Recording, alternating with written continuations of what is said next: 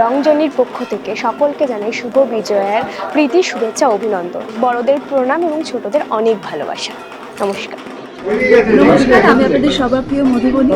আপনাদের সবাইকে জানাই দুর্গা হিরো এবং লং জার্নি তরফ থেকে শুভ বিজয়ের অনেক অনেক শুভেচ্ছা এবং নমস্কার, আমি লং জার্নির পক্ষ থেকে এবং তুমি আমার হিরোর পক্ষ থেকে আপনাদের সকলকে জানাই শারদীয়ার আন্তরিক শুভেচ্ছা এবং অনেক